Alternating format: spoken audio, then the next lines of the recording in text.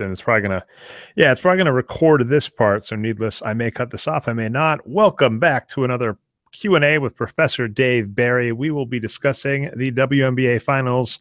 As always, I don't know what's like the word for regular guest. I'll say, as always, we have the professor of economics at Southern Utah University. You can find him on Twitter as Wages of Wins. Say hey, Dave. Hey. All right. So we last week we talked about an article you wrote that you said kind of got away from you, didn't have a clear story. This week, though, you wrote a story that I thought flowed tremendously well. So for those of you tuning in for the first time, Dave writes a weekly column for Forbes.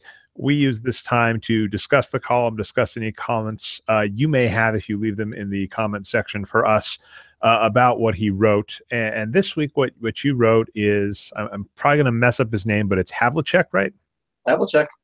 Havlicek steals the ball. So any sports fan that's a fan of NFL, NBA, I'm missing out any other major U.S. sports. If you watch ESPN, anytime the playoffs comes on, they'll have this compilation of calls or major things. And I think it's funny. You did Havlicek steals the ball. I know as a Detroit Pistons fan, another famous one is Bird steals the ball. So the Celtics do this a lot.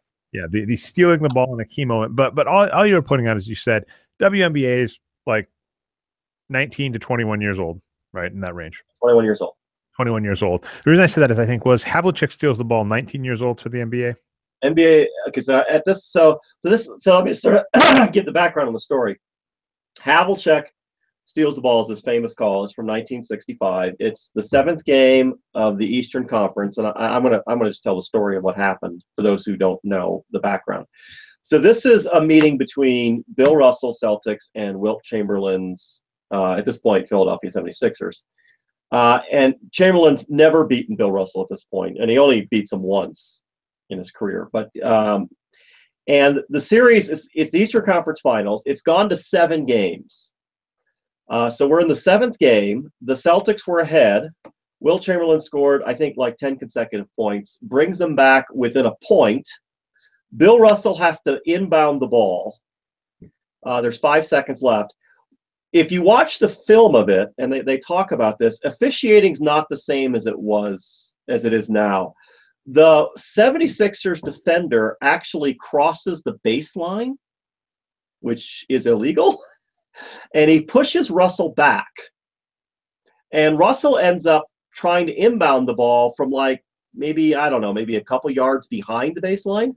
And at that point, there are these guide wires that are holding up the backboard. And when he throws it in, he hits a guide wire.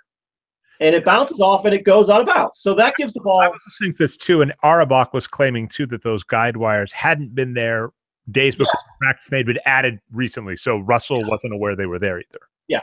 So the ball goes back to the 76ers. It's underneath their basket. They have 5 seconds. They're only down by a point. So this is not looking good from the Celtics' perspective. This looks really bad. And if you listen to the broadcast of the game, the announcers are very worried about the Celtics announcers are very worried about this. They're looking at this going, this is not good. We're only up by a point. They're right underneath their basket. They only got 5 seconds. They have Wilt Chamberlain. Wilt Chamberlain has been unstoppable. So Hal Greer of the 76ers inbounds the ball. It gets tipped by John Havlicek. So John Havlicek doesn't, I guess technically he steals the ball. It'd be called a steal, but he didn't actually grab the ball. It wasn't Larry Bird's steal. Larry Bird actually grabbed the ball. Havlicek just tipped it. He tipped it to his teammate Sam Jones. Sam Jones dribbles up the clock. The game ends. And Johnny Most goes crazy, and he keeps saying over and over again, John Havlicek steals the ball. John Havlicek steals the ball. And then he goes on and he says, Havlicek is mobbed by the fans. And it gives this impression that NBA basketball in 1965 has mobs at the game. But they don't have mobs at the game. There's only 13,000 fans at the game.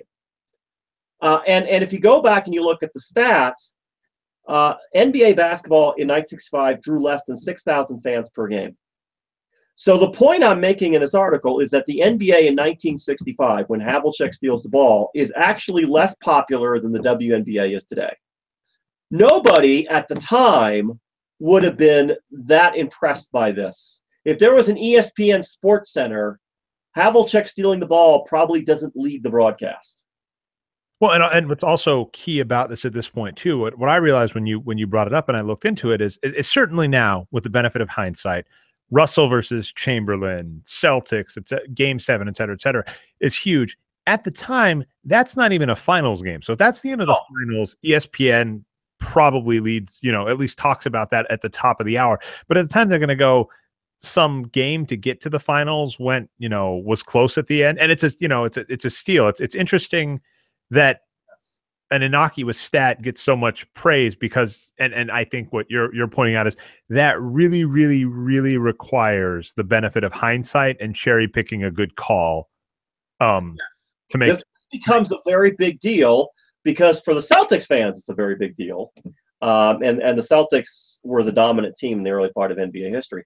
But the point I was making is when we look at the WNBA today, it's 21 years old. Here we have this massive contest in the finals the last 2 years between the Minnesota Lynx and the LA Sparks. These are two teams. They're the dominant teams in the league. They both have a pair of MVP players on their teams. They have multiple All-Stars.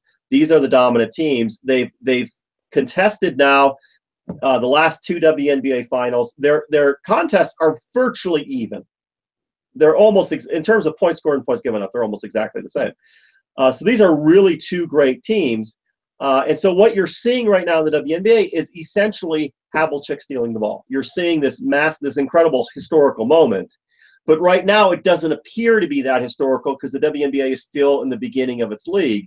And so I think if you think about the growth chart of a league, and we already know how these leagues develop because we've seen the NBA, we've seen Major League Baseball, we've seen the NFL, we've seen the NHL. These leagues all started exactly like the WNBA does. They don't have a lot of fans in their first couple of decades. And then as time goes by, and we're talking 4 decades down the road, 5 decades down the road, eventually these leagues become much bigger. And then at that point, people look back and they go, oh, this great player that I'm watching right now, you know who they remind me of? They're like Maya Moore. Or they're like Candace Parker. And then younger people are going to go, who the hell was that? Because back in 2017, these two players played. It was a phenomenal game. And that's exactly how these things play out. And so you're seeing this history now that, again, people think, hey, there's nothing going on here because there's not that many fans. But you shouldn't expect that to be the case. Yeah, it was an interesting point that you made about the fake mob because 13,000 is a decent amount, but as you're noting, just for a standard NBA game nowadays, that's not a big crowd, and that was an outlier. That was in the best market, right? The Celtics are the team that's best market. Yeah, best market, probably the biggest arena. Yeah, so all of that's going on. It reminded me, I'm a big sports movie fan. There's a movie Hoosiers. And if it's a famous basketball movie. What's funny is they recorded at a local high school game, and they didn't have enough extras. So what the directors would do is they would get all the extras, they would put them on one side of the court and record the scenes with all of the extras there. If they had to record the other, they'd move them all. So essentially, that crowd, Hoosiers is this famous movie, and they're trying to portray that. And it's, I guess, to compare the two, it's all about clever editing and storytelling because that movie doesn't actually have a full crowd. It's just the directors being clever. And then to your point here, despite the great call, despite everything, but let's actually talk the WNBA.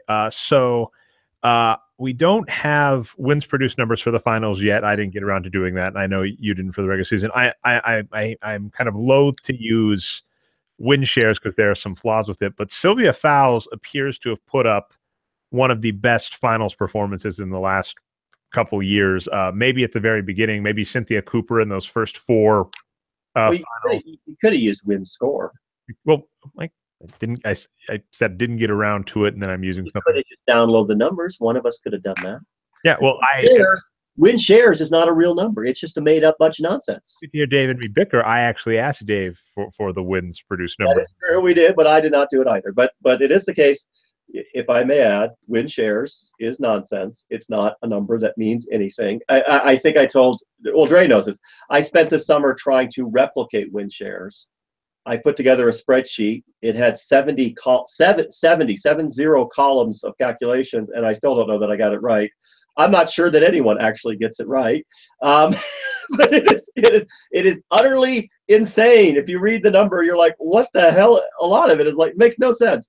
What was the one thing we had I was telling you about? It was you take free throws and then you square it or something like that. And Yeah. you're like, why would you do that?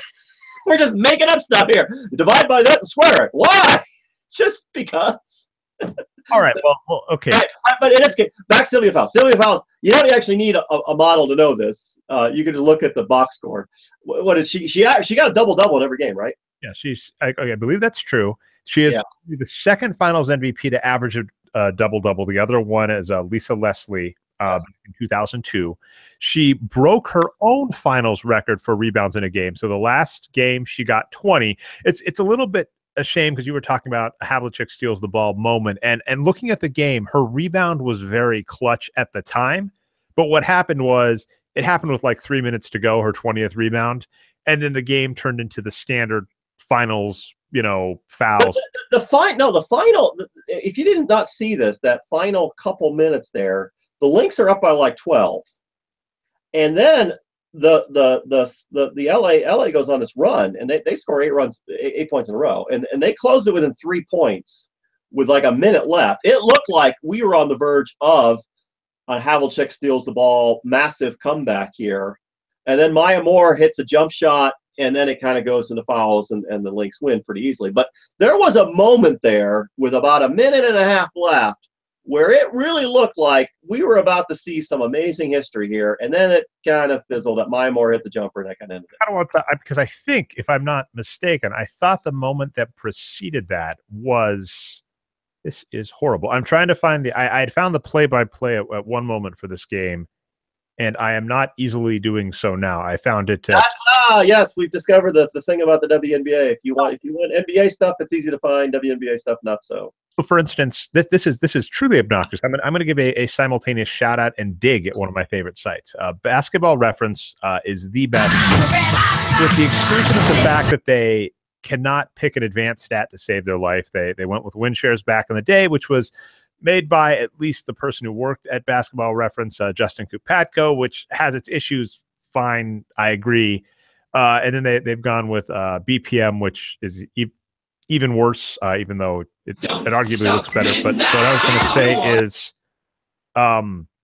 they have WNBA data, but it's actually just underneath Basketball Reference data. Mostly, it is, and it's not as well kept up. I was actually looking for some coaching data, and their coaching data only goes up to like 2015. For some reason, they didn't bother to keep going. Yeah, and I mean, it's also the case that because it's under Basketball Reference instead of its own. See, Basketball Reference is its own, then there's Football Reference, etc. Yeah. A lot of the links, when you click on a relative link expecting to see playoff data or whatever, it takes you to the men's data. So you're underneath, you're looking at a box score for this game. And I'm like, I want to look at the playoffs for the WNBA. So I click on the playoffs link. Well, the playoffs link just takes you back to men's data. So it's kind of like, even as I'm trying to look up what's going on, that happens. Okay, so actually, yeah, we're talking about the same moment. Actually, it's kind of funny. They're down by 5. This is the Lynx. Odyssey Sims misses a 3-pointer. Fouls, gets a defensive rebound, gets a foul, puts two back on the game with 2 free throws. That puts them up by 7, and then that's kind of it. And right before that 5, though, Maya Moore hit the. I'm putting him as kind of like the 1-2. So Maya Moore does the most. So you could have a jumper. It stops the run. Sylvia Fowles gets the rebound to keep it going. Yeah. So we could give either. So that's what's annoying is if either of these had happened, a few minutes. Actually, these happened really late in the game. I could give them. I could give these a Havlicek. I think they just didn't have a good announcer, Dave. Unless, but the thing is it lost a little bit of its. I think had LA gotten back to within 3 or tied the game, I think it would have made been a bigger deal. At the time, it just felt like I was watching it and I was rooting for the Lynx. And why was I rooting for the Lynx? Because you wanted a Havlicek steals the ball moment. All right, no, you're rooting for the Lynx because okay, sorry, I got this wrong. Andrew Sutton's rooting for the Sparks because he says Candace Park is his girl. Whatever. And then you were rooting for the Lynx because your number said they're the best and you're a numbers guy. And I wish to be right. So that's I also like the Lynx. I've always rooted for the Lynx, but I also wanted them to win because I like being right. So I'm rooting for the Lynx, and the Sparks, they do come back within 3 points. And it did feel like the Lynx were going to do this colossal collapse because they had been leading the entire game. And then Mymore hits the jumper and Fowles gets the rebound, and then that's how it closes out. And so it was more exciting at the end than a game that's decided by 9 points would look like. But yeah, I'll give you that. I mean, with 34 seconds left, 2 MVPs make 2 key points in a row to make the game. So I mean, I'll be honest. I wanted to go see the game. I really did at Buffalo Wild Wings, and then it ended up being a night where I had to stay home with Daniel, and I don't have cable. And then it's unfortunate. We keep something we keep harping, which is true. Is there have been times I've wanted to see a basketball game or a football game, and I have found a way to do it on my computer. I have not found that to be as easy with WNBA, at least for the playoffs. I think they have the League Pass, which is interesting. I didn't sign up this year. I signed up last year. WNBA League Pass is remarkably inexpensive. But does it do the playoffs? Because I didn't sign up. They were on TV, so I watched them on. Yeah, that happens with most of these online streaming, which are fantastic. And by fantastic, I mean like NBA is horrible. Baseball is really good. I really like baseballs. And I think footballs is all right, but then footballs requires you have a cable package. So it would be good if it didn't require you to have cable. But it's irrespective. This year I decided I didn't have time for watching as many games, so I didn't sign up for WNBA League Pass this year. But I'm saying usually they leave out the playoffs. Usually you get all the regular season. It's fantastic with the exclusion of blackout restrictions, but I didn't find it this year. Yeah, Major League Baseball does that. They leave out the playoffs. Well, I might try and find a recording of this game just to see how the announcer sounded from 34 seconds. Well, they were definitely. I would give they definitely they should be they were definitely into the game. One of the criticisms of coverage of women's sports, and this is a criticism of shows like ESPN SportsCenter, and they've done studies of this, and historically, the coverage of women's sports often included sexist language and things of that nature, and they've taught the men to not do things like that. But what they've replaced it with is the men lack enthusiasm, so that when they're covering the highlights of women's sports, they simply report what happened. There's no extras. There's no extra discussion. There's no Chris Berman back kind of stuff. It's just they just report it. It's very bland. And there's been a criticism of the coverage of women's sports that the announcers simply lack the excitement that you see in men's sports. And that is not true in the WNBA. The WNBA announcers are very much into the games. They very much get excited about the games. So you don't see that in the WNBA. So I think the broadcast of these games are really quite good. And they do appear a lot like a basic standard NBA game. So that's really that's good to see. So it was a terrifically exciting game. It was a terrific, exciting series also. I mean, these are two giant teams, and it's good to see this. Oh yeah, and I mean it's the same story we're seeing in we've seen in the NBA, dominant players with dominant teams ruling the league, and that's really good for building a fan base. Minnesota deserves a good basketball team with how bad the Timberwolves have been. Arguably Los Angeles does too. With they got so used to the Lakers, and even the Clippers looked like they were ready to replace them, and then both have fizzled. So I guess you can kind of count the Warriors, but that's a bit of a distance, right? I think we're told that's one. I remember having a discussion once with a reporter in Sacramento, and they were talking about moving the Kings, I think, to San Jose. And he was talking about how awful that would be. And I said, what is that, like 70 miles? Why would that be awful? I said, you have to drive. What's the difference? But for their perspective, California is very regional. San Francisco and San Jose are not Sacramento, and they're not LA, and they're all different places. So that makes sense. Yeah, it's like I said, I will heap praising on you for this week's article. If you haven't checked it out, let me get the title up in front of me. This will make you sad, Dave. So as I mentioned, you're at Forbes. Your name, if you haven't read Dave's stuff at Forbes, it's forbes.com/sites/David Berri. If I start typing in Forbes to autocomplete, there is an author that writes about Pokemon Go there that's also named David. So it always autocompletes to him first. So sorry about that, Dave. So that's why it usually takes me a second or two to look you up if I don't have it ready. But it's the WNBA is making history as well as a future, which is awesome. By the way, that was not my original title. That was they added. I think they rewrote the end of it a little bit. Forbes helps me out by rewriting some things. Yeah, title is always an interesting thing about. It's a hard thing to come up with. It's hard to come up with an original title. I think for most things I've written, they've tweaked my titles, which is good. I find titles to be. It's hard to write a title that captures what you're saying in an interesting way. You know, that kind of history as well as a future. Definitely check that out at Forbes. It's a really well put together article, and you did this right before the end, so that's always good, right? When you put yourself out there before the actual event happens. We'll have to see. This will be fascinating to see in the past. I mean, at least from a statistical perspective, at least the game by game narrative, at least the play by play narrative, very much leads us to be that if we're in the future 20 years and a fan wants to go back to a major moment, this would be the game to go to. This competition is really, you can see right now that there's going to be players, 10, 20 years from now that'll be compared back to Maya Moore and Sylvia Fowles and Candace Parker. And this is going to be, these are the players that are going to be the ones that they think about. And so, it's the same thing, again, it's the same kind of thing back to the NBA again. Connie Hawkins passed away, I believe it was yesterday. And NBA fans and ABA fans remember who Connie Hawkins is. Connie Hawkins is sort of, I guess the way Connie Hawkins described is Dr. J before there was Dr. J.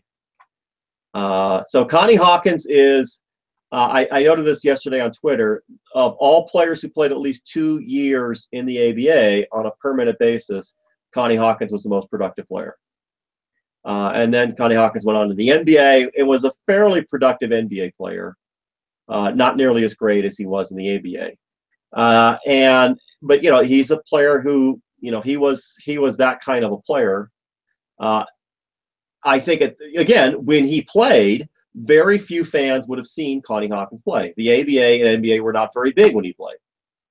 But today, you take this timeline back and you say, a player like Kobe Bryant reminds people of Michael Jordan, and a player like Michael Jordan reminds people of Dr. J, and Dr. J reminds you of Connie Hawkins. You see that link backwards. And that's what happens when you have 70 years of history. You can do that. WNBA is going to do the same thing, as it exists over the next 50, 60 years. And then you will see that link going backwards, and there will be players in the future. This player reminds you of that, reminds you of that, reminds you of Sylvia Fowles, or reminds you of Maya Moore. And I do hope actually that there is a little more respect for the WNBA's history than the ABA, because I've actually noticed there's been a weird bias in NBA history to ignore the impact of both. You've noted this many times, the ABA's impact just on how they marketed the game, how they ran the game. It had a phenomenal impact on the NBA. It completely changed the way the NBA markets itself. Obviously, ABA is where you get the idea of a three-point line. You get slam dunk contest from the ABA. The modern box. The entire modern box score goes back to the ABA. It's the ABA that started tracking steals and turnovers and blocks. And the NBA didn't do that. The ABA invented that, and so we have the numbers to analyze NBA players because of the ABA, and so it had this huge impact. And the history of the ABA is interesting. Connie Hawkins' numbers are inflated because Connie Hawkins played in the early part of the ABA history when they weren't really all that good. By the end of the run, you get to the mid-70s for the ABA. The ABA is arguably every bit as good as the NBA in terms of talent.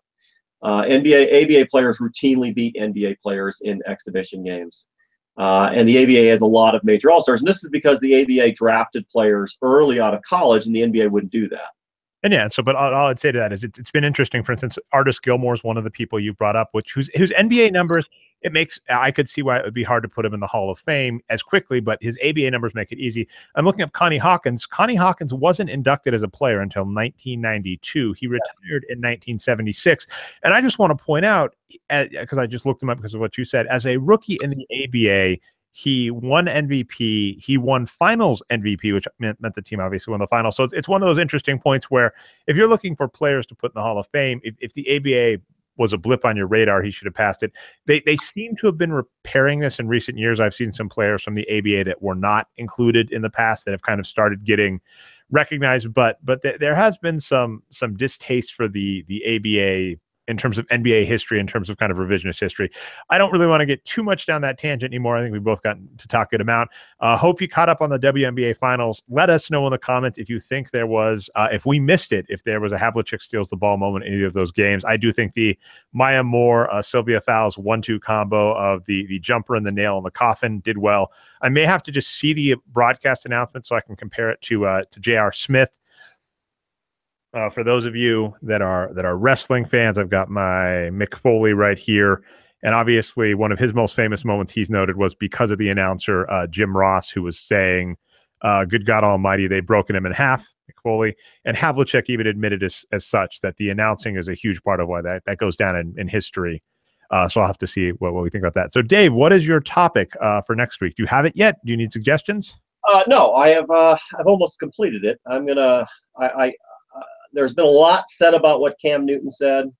I wish to spend some time talking about the historical significance of what he's saying. So I'm going to talk about Cam Newton's comments to the woman asking about routes in the NFL.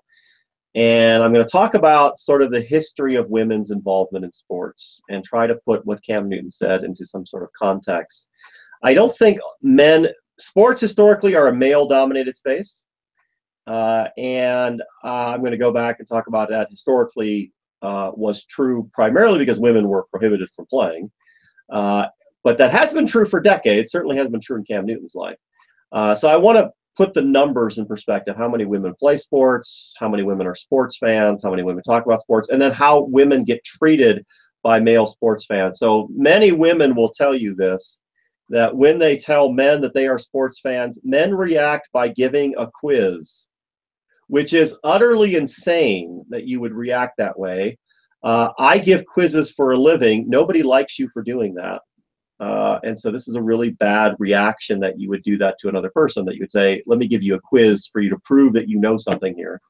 But even women who are sports writers claim this happens all the time. Sam Ponder said in an interview that she is often asked, even though she has been covering the NFL for 13 years, she's asked, do you even like football? And that's a totally nuts question to ask. Why would you ask that? So I'm going to write about that. And then after I write about that, I may actually write 2 articles this week, if all goes well. So the second article I want to write, if I have time, is that the Seattle Storm of the WNBA hired Dan Hughes to be their coach.